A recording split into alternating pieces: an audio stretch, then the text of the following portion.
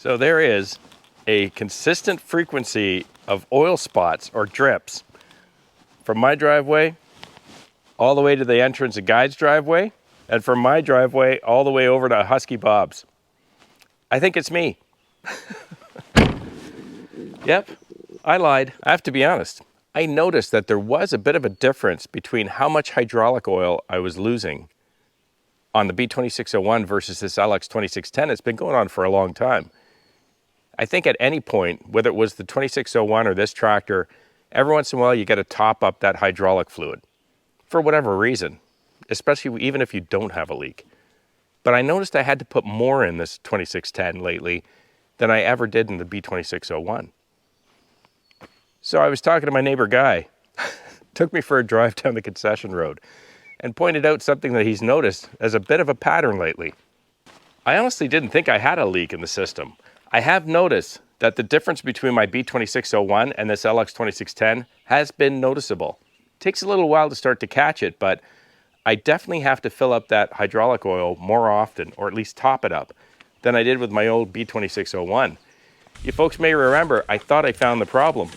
Back in the spring when I did my 200-hour service, you'll remember that one of the rings on one of the hydraulic oil filters, I guess it cracked or contracted, and it was dripping clearly out of there. Because you'll recall I found the wet spot in the shed.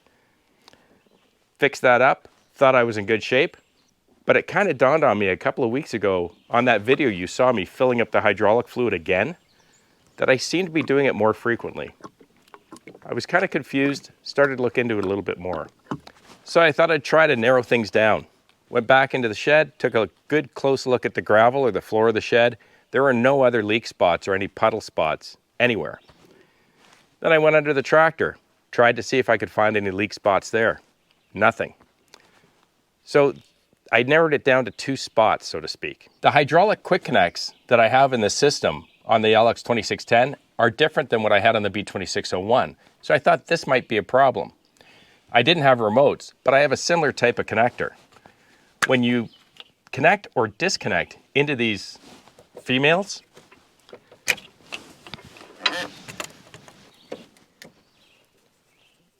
oil always comes out, just a little bit, but every time, and you can actually see it still pooled in there. Whenever I connect and disconnect, I get a little squirt out of there. I never had that on the 2601. And the same thing happens with these connectors for my grapple or my third function valve. See? Lots of oil comes out every time.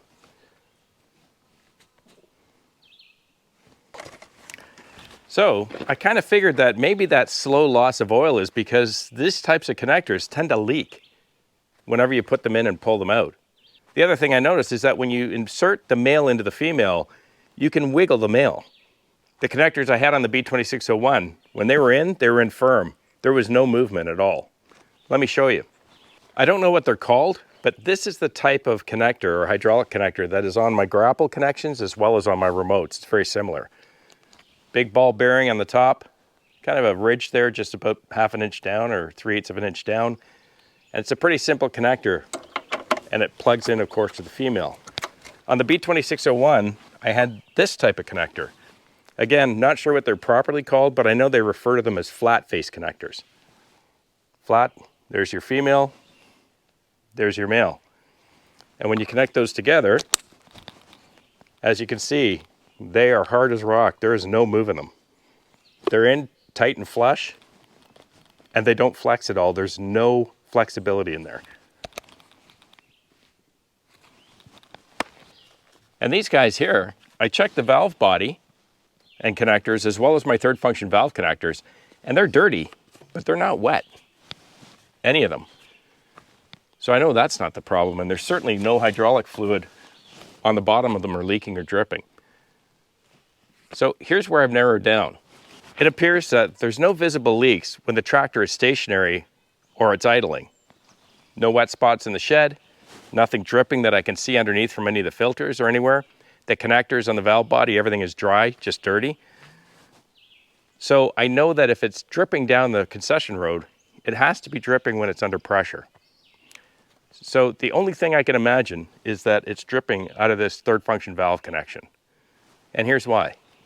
Because one, they wiggle, and two, It's the only place that I can see any type of a fluid or any type of wetness on or around. And there it is. Hopefully you see it glistening there, dripping down under here. It's got to be in these connectors. So we're going to do two things. I'm going to just check with my wrenches to tighten these up, make sure they're good. And we're going to clean this up with some Spray 9, as well as the back remotes, because that's the only other connection point I have. And we're going to run it, and I'm going to check it to see if under pressure, something gets wet again. Because I'm pretty sure that there's something other than just, you know, maintenance over time that's causing the hydraulic fluid to drop.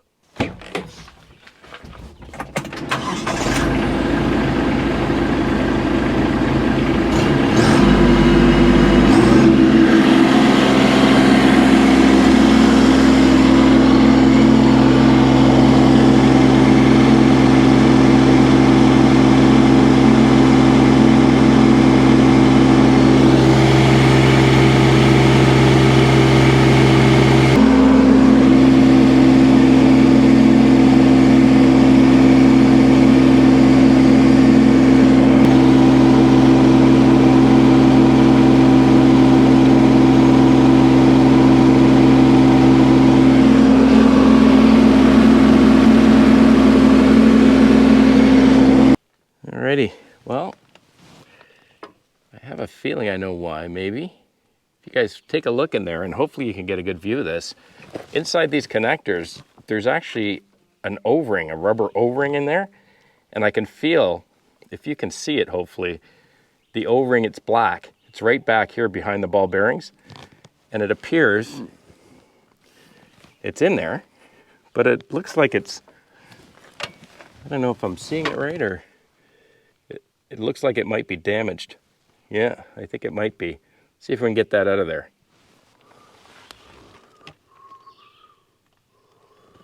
See how you can see the O-ring on the bottom? But if you look to this side, it kind of almost looks like it's missing.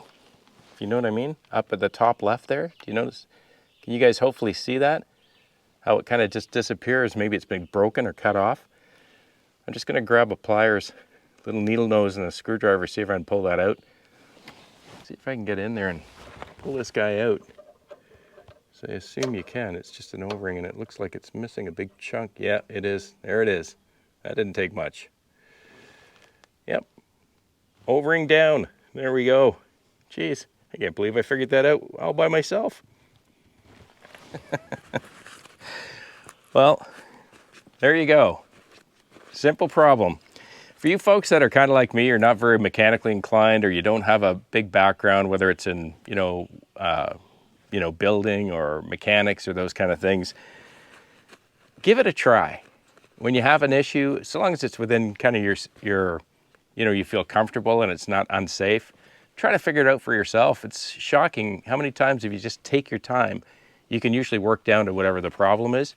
You might not be able to fix it, but at least you can figure it out, because you folks that have been watching the channel, you know all I had to do is go over to neighbor Guy's. There is nothing Guy doesn't know. He would have figured that out in a heartbeat. But you know, it feels pretty good when you kind of troubleshoot it down on your own. Big question is do I have to spend 75 bucks on a brand new connector, or do they sell those O-rings? So I'm going to give the dealer a call. At least I know what the problem is. So I finished up that whole video this morning. Was sitting in, starting to edit, and I gave neighbor Guy a call. Told him I found the leak. I wasn't sure if I was going to be able to get a replacement O-ring or if I'd have to replace the connector. He kind of laughed very kindly. Told me to bring the broken one over and meet him in the workshop. So I did. And sure enough, there he was in the workshop. Had a micrometer and a big box full of a variety of different shapes and sizes of O-rings. I should have known to call him first. Let's put it on and let's see if it fixes the leak. So I think the first thing we should do is get some of this oil and apply it. I mean, I don't know if you have to or not, but I'm going to put, I know that with other things you put a little bit of oil on the rubber. Let's see if we can get it back into its slot in there. Here we go. You'll actually be able to see that there's kind of a recessed ring in there, which is, I guess, where this thing is supposed to sit. I think I've got part of it in there right there.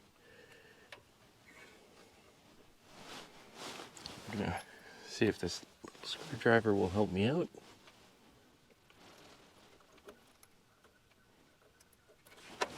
It's kind of hard with the camera, my friends. Oh, that's in there. Let's see if I can pull that back out.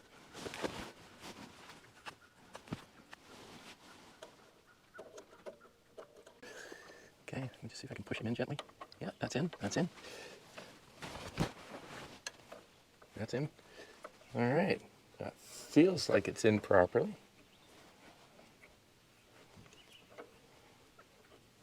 Yeah, it does. Okay. Hopefully you guys can see that really well. Let me just see if I can zoom you in for a close-up. Hopefully you guys are able to see that reasonably well.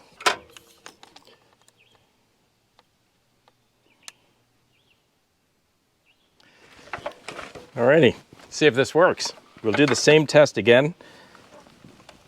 Well, it's a little tighter, that's for sure. It does not wiggle as much. Okay, let's fire it up, rev it up to highest RPMs, and let's see if the drip's still there.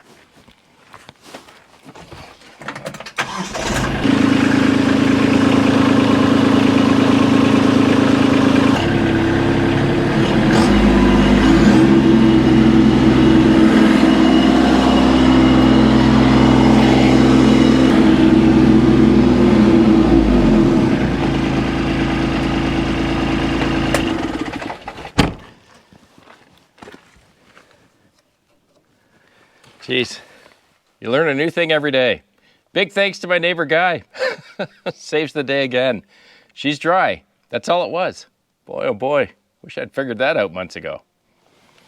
Well, I hope you enjoyed the video today, and especially if you're a new tractor owner, I hope it was kind of helpful or informative. We both learned something new today.